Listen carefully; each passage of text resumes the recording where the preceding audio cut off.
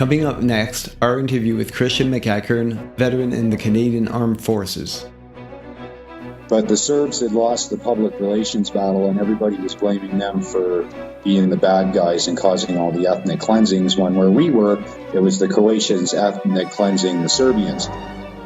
So looking back in hindsight, the Serbs had everything to lose, and that's why they were so difficult to deal with.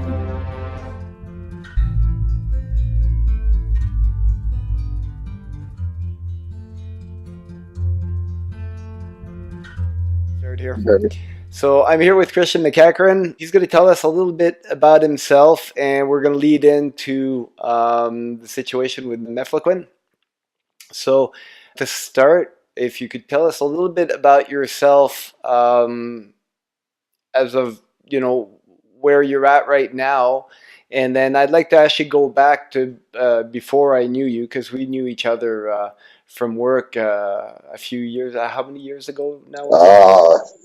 2007 to 11, maybe something like that. So yeah, it's been a few years-ish.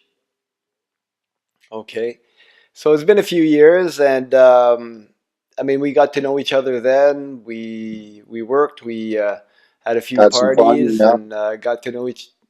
Yeah, those were good times, and I certainly have a lot of fond memory. And you were certainly somebody I always had confidence on when we were out on the river. Well, thank you. You obviously didn't know me well enough then. No. No. No, my instinct's usually pretty good for that, and you never let me down, so that's good. Would you like to tell me a little bit about before your life before the Army? Yeah, well, I grew up in Calgary, Alberta. Probably would have had what would have been considered a bit of a rougher childhood. I won't get too much into that, but I was a handful as a kid, and my father was ex-military, my grandfather was ex-military, and it was deemed that Army cadets might be a good place to put me for some discipline and focus and direction in life.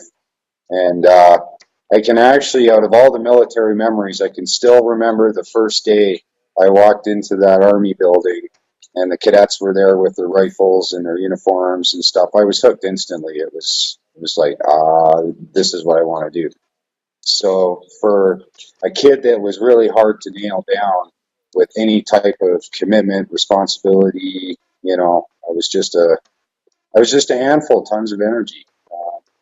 And the Army really gave me some focus and direction in life, and I was good at it, so I went with it.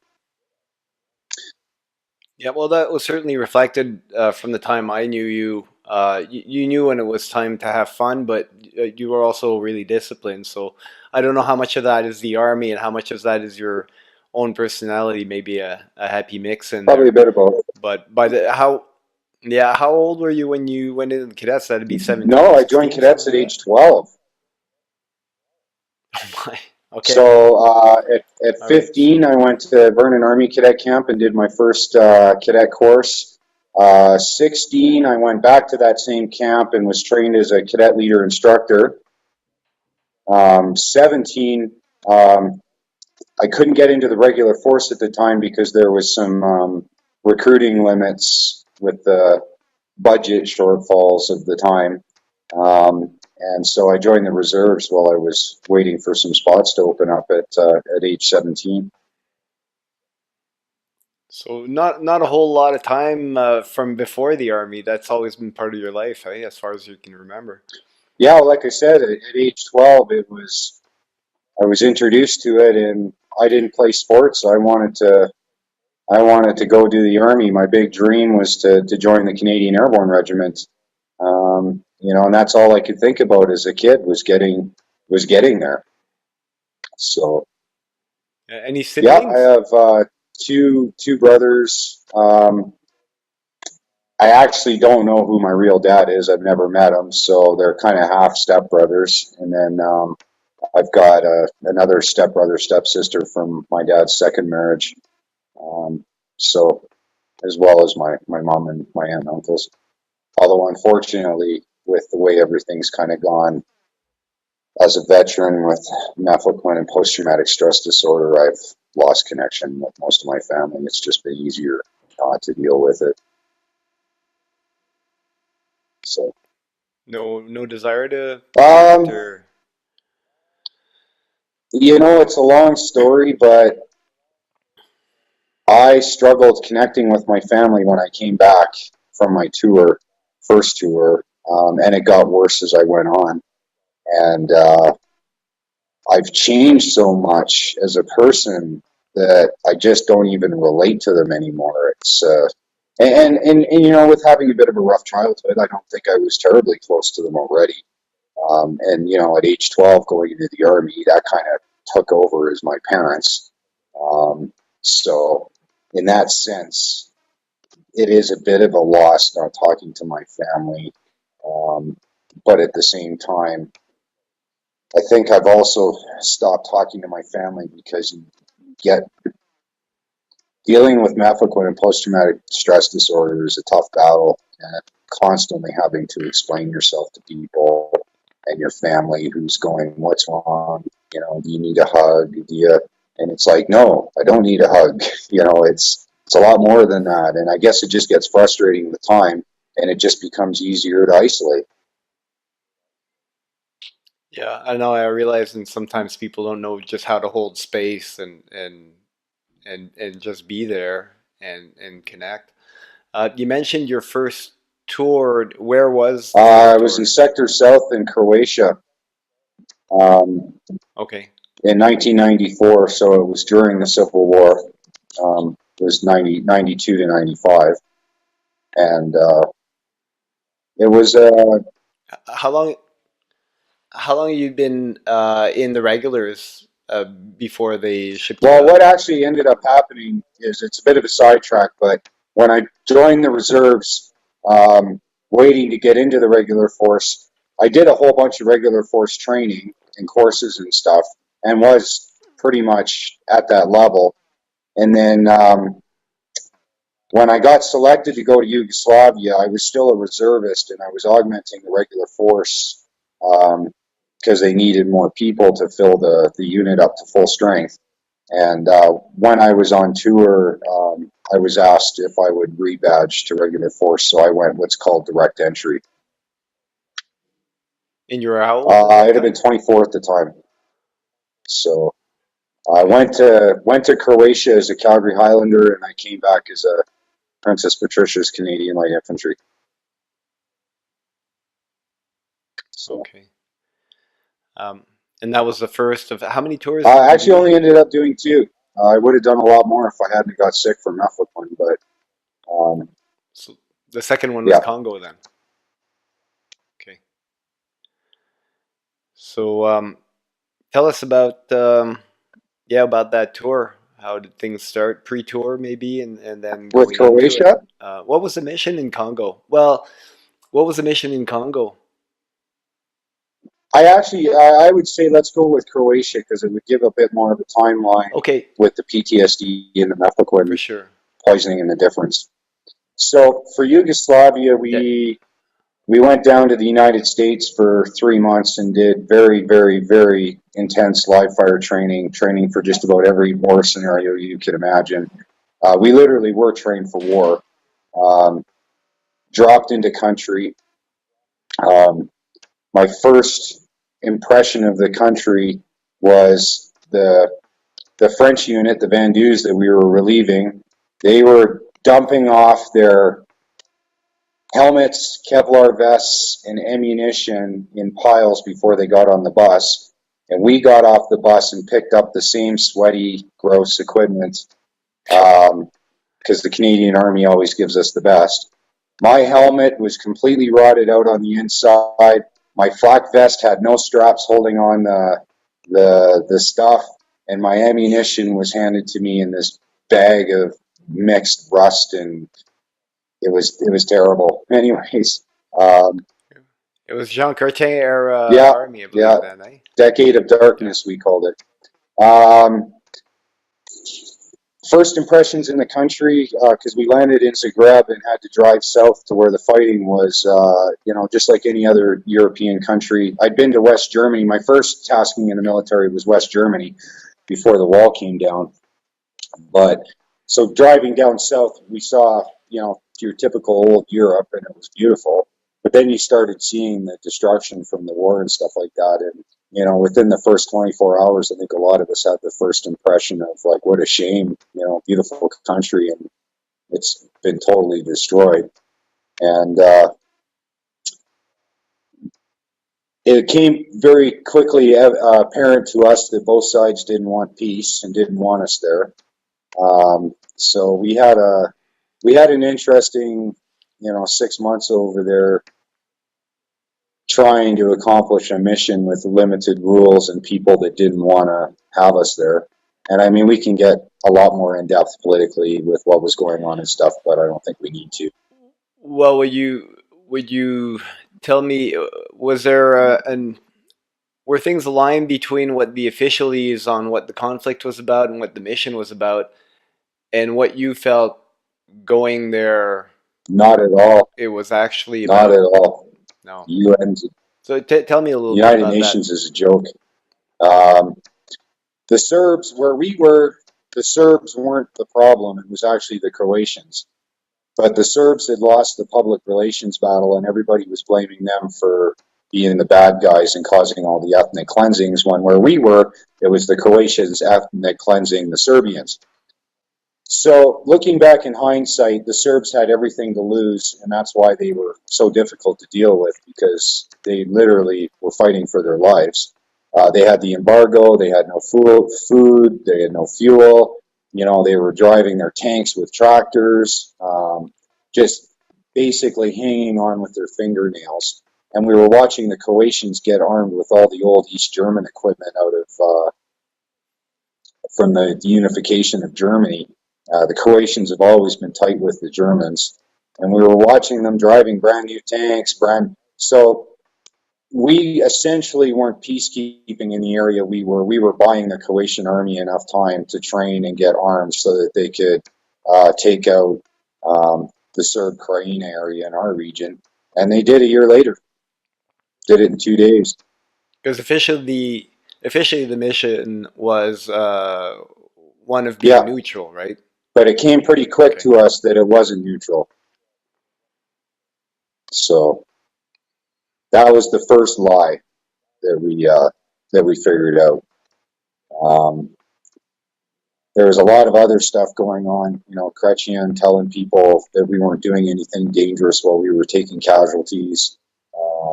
My tour alone, there was about 7 or 8 guys wounded from landmine strikes. An engineer, Mark Itzfeld, was killed very close to my observation post. That's a whole other story, but he died, and another guy committed suicide.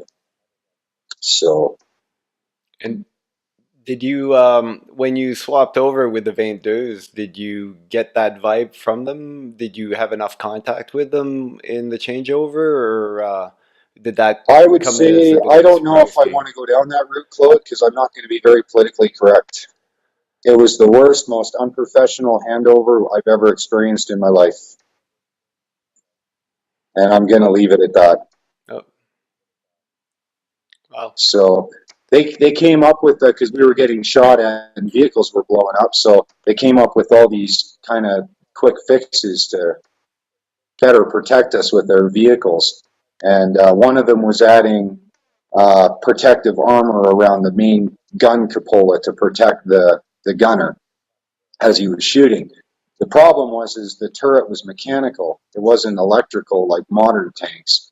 And you had to hand crank it, or you had to undo a screw, physically manipulate the gun into position, lock the screw back in place so that the turret would stay in place. Well, when they added all this external armor on the outside of it, if your vehicle was on an angle at all and you parked and you unscrewed that thing, the gun was so heavy it would just go right to the downside that was, because of the weight. So, and then they added all the ceramic armor on the outside with the Kevlar blankets underneath for the mine blasts. and it took our top speed from 25 down to less than 20 kilometers an hour.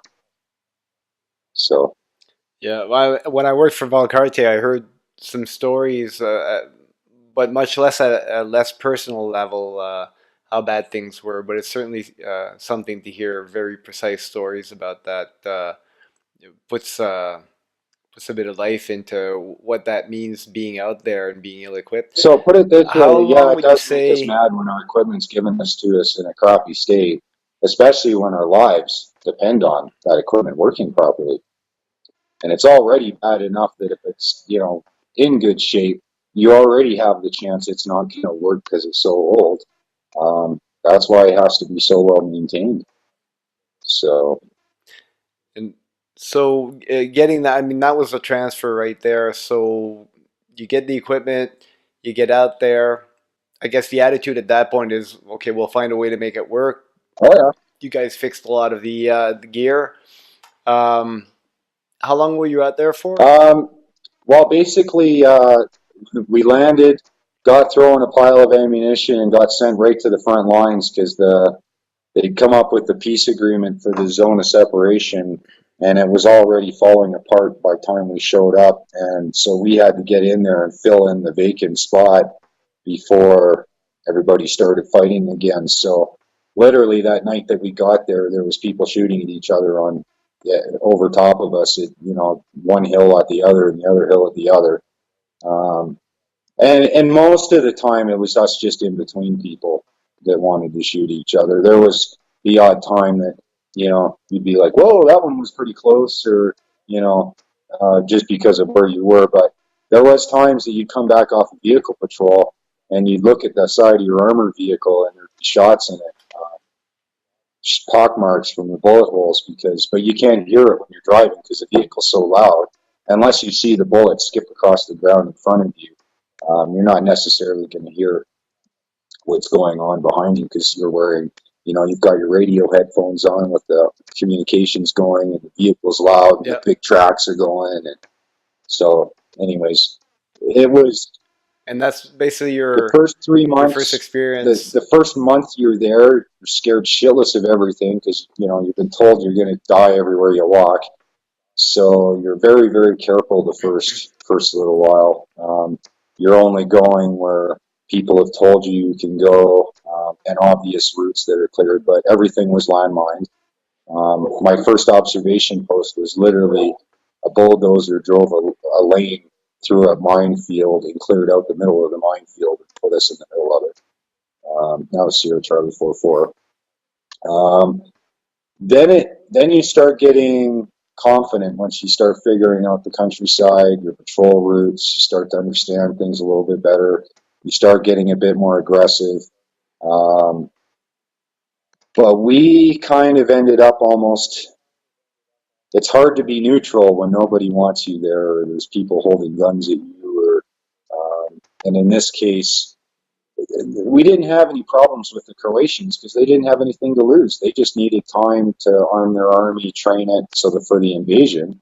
Whereas the Serbs had everything to lose. So those are the guys we were dealing with constantly because they didn't want us there. They didn't want to be disarmed. They didn't want to have their families moved out of the zone of separation. They didn't want to have their army units pulled back, where they weren't considered effective or safe because it was their protection. And so by time, most of the times you spend about a month in place before they'll rotate to another place just to keep things fresh for yourself. And it also keeps it just the rotations, you get kind of complacent even in a war zone after a few weeks of patrolling the same place. So they like to change it up to keep it interesting for you, kind of thing.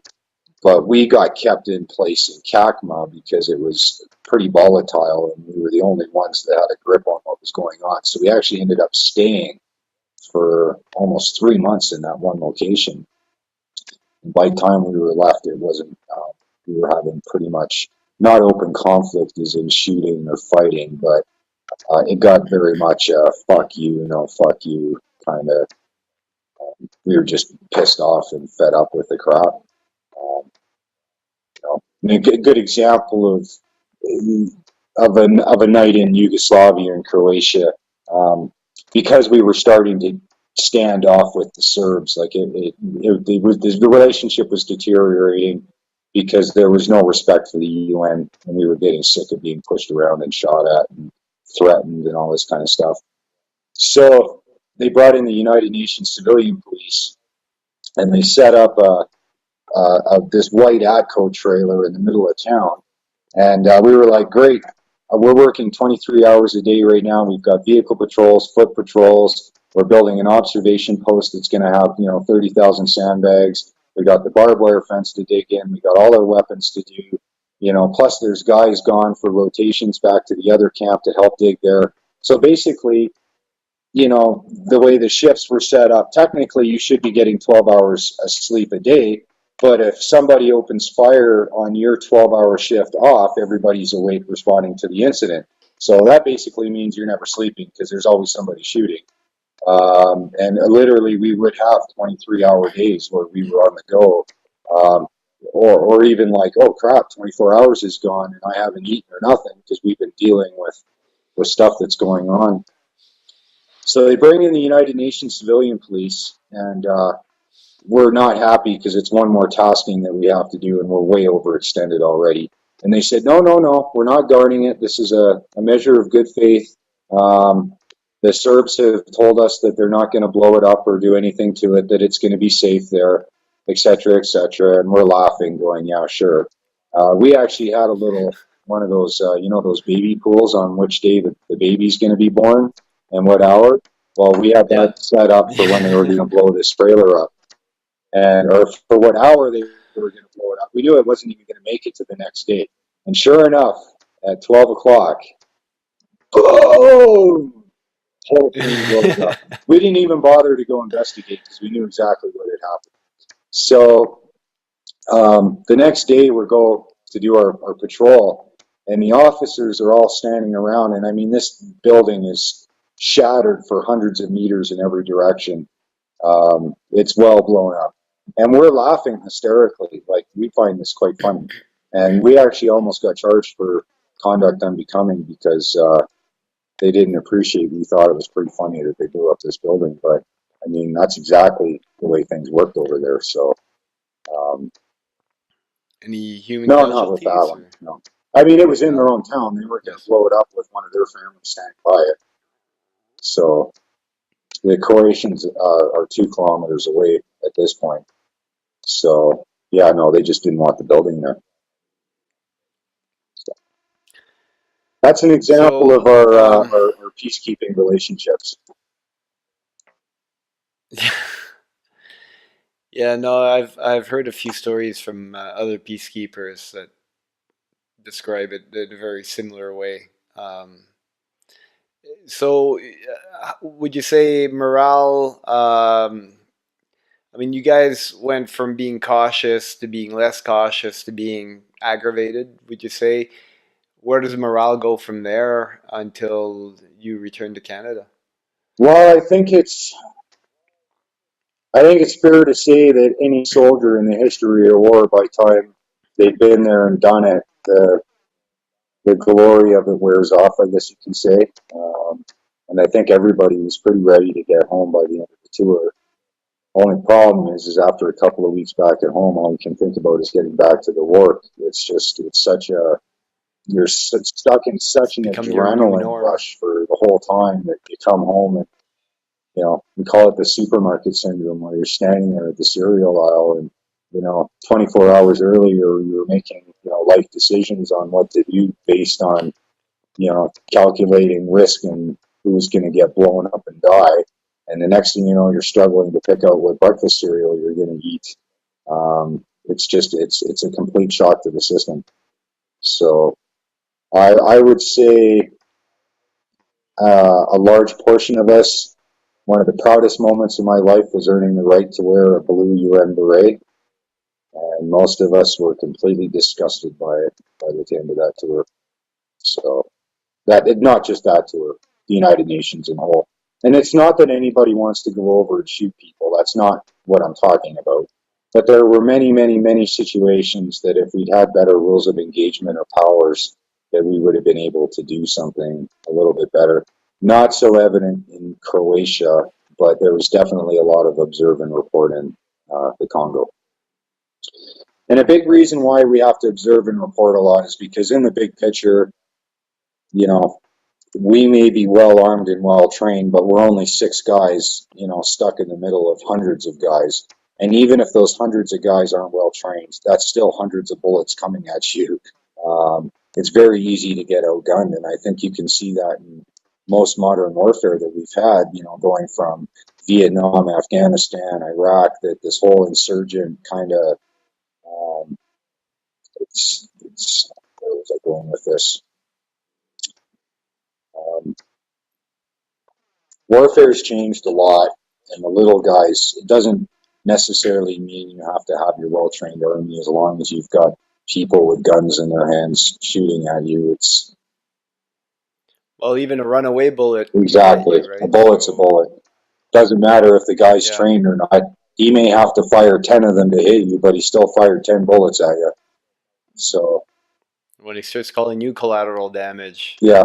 you know, it's still your life out So, there. Let me ask you, would you say, I mean, you mentioned that one of the proudest moments was to wear that beret. Would you say that what got you to wish for that originally, would you call that misinformation? Would you say that what was told to you, or how it was painted for you was done voluntarily misleading, or would you say that the people who sent you there basically didn't know what it was going to be I'd go like? more for they did know what it was going to be like. It's not that Canada hasn't been peacekeeping, but peacekeeping changed in the 90s. Croatia was a whole different, Yugoslavia was a complete different peacekeeping scenario than anything we'd done up to this point. It changed all the rules. Um, and I think we just, when you're over there, you see the inefficiencies, the waste, um, lots of good intentions with the UN, but it never really got translated down to the bottom level of things. You really saw that in Africa. Saw millions of dollars of food rotting on runways because they couldn't get it to where it needed to go. Or medical supplies that got left on the runway and the planes got looted. It never made it to the people it was supposed to, and it ended up on the black market. I think you see a lot of that over 6 months, and it may not be one particular instance, but I think lots of little ones over time, you start to realize the inefficiencies of the organization you're working for. And it be like I said, for us, it became very evident that we weren't peacekeeping, but we were buying the Croatian army time to assemble for the invasion. That's not peacekeeping. That's not neutral. You know, And would you say that the um, intention of that mission was hijacked at higher levels of that's way command, above my pay or grade. Way above my pay grade. I'm just a soldier that saw things on the ground, came up with our own conclusions. Whether they're right or wrong, wouldn't be the first time I'm wrong, but when you're sitting there and you look over at your buddy, like, did I just see a brand new battle tank driving down the road? When the Serbs are, hauling theirs with their farm tractors because they don't work anymore. Um, that's not an equal fair fight. That's and where do you know where that was being financed I don't from? know much about financing, but um, I've been to Germany when it was East and West Germany and spent some time on the wall looking at East German soldiers. And a lot of my training as a reconnaissance soldier was in uniforms and equipment and tactics of the Warsaw Pact because I started in the military during the Cold War. So I have a pretty good idea of what East German equipment looks like. And the Croatians were running around with it all brand new, um, with East German tanks. You do the math. Where was it coming from? Yeah. So you Well, start you knew you what can they were put the buying. tinfoil hat on and go, Croatia and Germany have been allies for a long time. The unification of Germany gave Germany a whole military of a million's worth of people, worth of equipment and uniforms that they couldn't use from the reunification because everything went to the West German army for uniforms and equipment. And so the Germans had this huge surplus, basically an army sitting on ice. They just needed the warm bodies to fill the stuff. And I mean, we can keep talking about some of the other stuff that I saw in country, but it was very obvious that Croatians were arming a military and training it for the invasion of the Ukraine. It was obvious.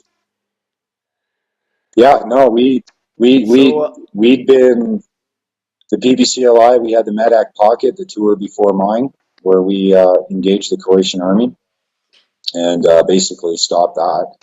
And then we were so well armed where I was against the Croatians that I don't think we could have fired every weapon if they did start shooting and coming at us. We were so undermanned with so much firepower, but we were totally ready to use it if we had to.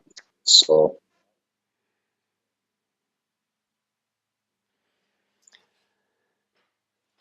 so you were in Croatia a total of how long? just over 6 months. Okay, could you feel yourself changing from the time you arrived there to the time you had to leave already? Because I know coming back to Canada would have been a big adjustment after that as I well. don't know if I noticed it at the time.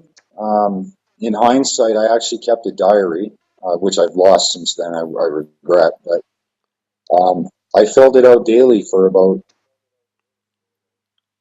maybe 2.5 months, and then you could tell that my entries were going from long, detailed, coherent, thoughtful entries to really short, to the point. Mark got. I think my last one was Mark was killed today, um, and that was literally my last entry in the journal.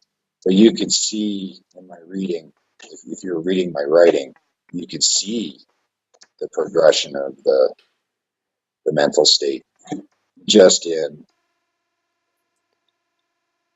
The way you just described it there, it sounds to me like you're dissociating slowly from your emotions, Probably, basically. Was that yeah. fair to say? Because I mean that would have been quite an event coming in the first day and having someone you know die there, but Basically, to just have that in I your explain diary. it as a slow a loss of innocence. We all showed up naive and innocent, and we all left as men. The army gets people to join the army because it looks really cool. You see the advertisements of the soldiers and all the camouflage, and they're flying around in helicopters and doing all these attacks and shooting these guns, and it looks cool. And I mean, that's how they get people to join the army. And but I've never had to kill a person, but I've had my gun pointed at somebody, and I've had my trigger pulled. We have two pressures on a military kind of trigger. Well, I mean, any kind of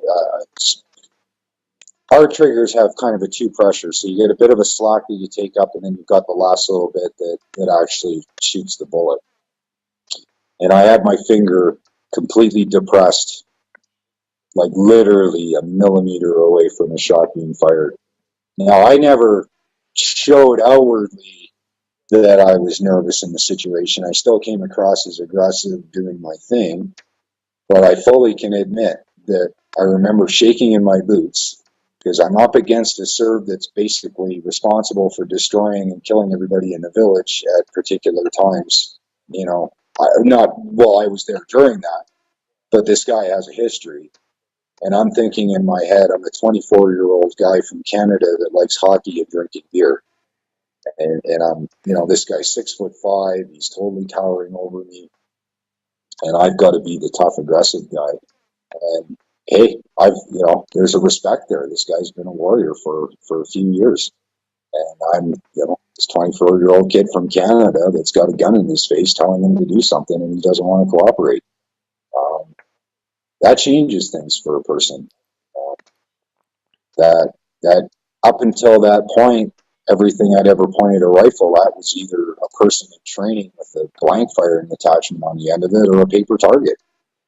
All of a sudden, it's real, and it didn't hit me until afterwards, after a couple hours after the situation. I mean, that whole week, I could sit here for 2 hours and tell you about that week period because it wasn't nice. We had big standoff, lots of issues, all that kind of stuff. But there's a loss of innocence. I think that's the best way to describe it. Go over there with these ideas of saving the world and helping humanity, fighting for the United Nations for the good of humanity. And then you get over there and you realize it's just a bureaucratic mess. It's not effective. And in our case, in the mission that I was on, it wasn't peacekeeping. It was buying the Croatians time to invade. So you come home with a much more realistic. A thought came to me as you're describing that. A friend of mine, we were discussing death at one point in a discussion I had, and somebody came up with something that I've heard before, that when you die alone, no matter who's with you. Um, I would postulate, based on what you just told me, that maybe the reverse is true too, and when you kill alone. Even if you're part of a group, when it's time for you to pull that trigger, and even if you're in a group that has a mission, when you kill alone, and all of a sudden you feel the responsibility of that action or that potential action. That's kind of what the image that It came to doesn't me get any more personal than with your that. description. Yeah.